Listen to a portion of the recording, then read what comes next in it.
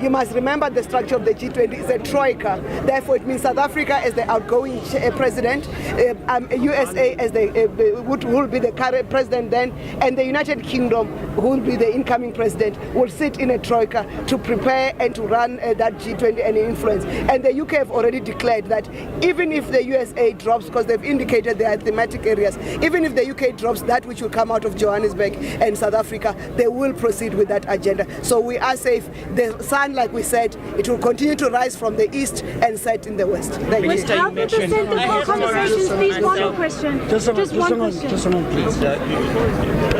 Come after. Thank you so much. Deputy President, just as you've worked on these multinational institutions before, you've worked at the UN, the posture of the United States of America towards this G20 in South Africa, as a person who's worked within that international environment, how would you perceive it, noting the negativity they've come with to this G20 hosted by Africa for the first time? Yeah, well, it is disappointing, obviously, but I also think that we should continue with the things we need to do. We should strategize about how we will ensure that the decisions that we take are decisions we can implement. We cannot be held back by one country.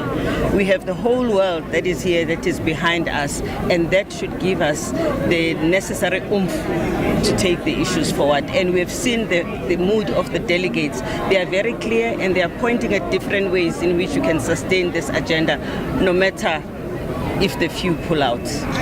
Sorry, one question. There was a question from here, then we'll follow. Okay, thank you. Minister, just to follow up on my colleague's question, what are some, you mentioned the proposals that you put forward ahead of the summit. What are some of the issues you've agreed on, and what are some of the sticking issues that perhaps you've not agreed on so far?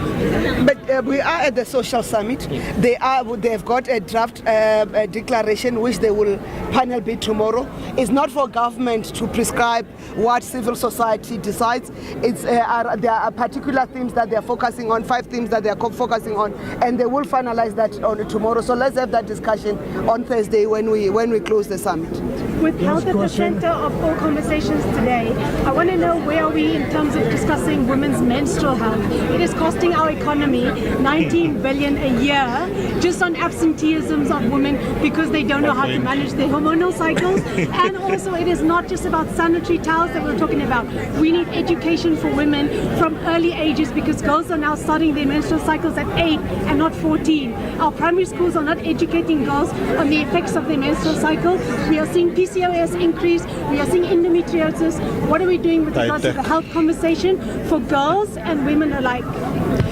I'm sure you are aware of the curriculum in South Africa. First, maybe what you say is not about, it is also about sanitary towels. And as a government of South Africa, we've taken a position of distributing sanitary towels to school. And not only high schools, but also primary schools, taking into account what you have raised, that now young girls are starting to menstruate at very early stages. But if you look at the curricula in the Department of Basic Education and look at the curricula, not only on life orientation, but also on life sciences, they're starting to teach about not only women's health but everybody's health, but also with that focus on so that we can support our girls.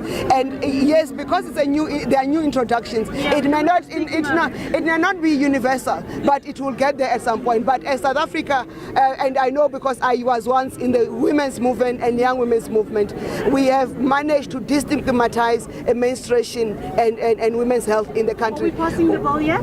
We are working on it. We'll announce when the bill comes through. Thank you. Deputy President, it would be amiss of me not to take this opportunity. There was a very sticky issue that was addressed in your highest decision-making body of your governing party. Will South Africa have the same president post this G20 summit? Why are you bringing a matter that has nothing to do with the G20 summit? Well, the ANC is managing its own issues, and one of the decisions we took was that succession debate will be entertained after the local government elections. The rest that we hear are just rumors. Thank you. Deputy President, sorry, one more question. Just with the Global South, what type of cooperation are you seeing from the Global South, and is it likely to strengthen after this G20? It's very strong as we speak. The Global South are pulling together. We're working together. There is no problem at all, and that's why you can see even this summit is quite strong. You will see over the weekend as well, the G20 is going to go very well because the countries of the global south are pulling together. Thank you. Thank you, JP. Thank you. Stop, stop.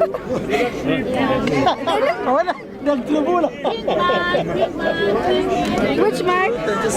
Big Mac, Big Mac, Big Mac, Big Mac. Love you all. Thank you so much. Professionals, you know what to do. You must remember the structure of the G20 is a Troy.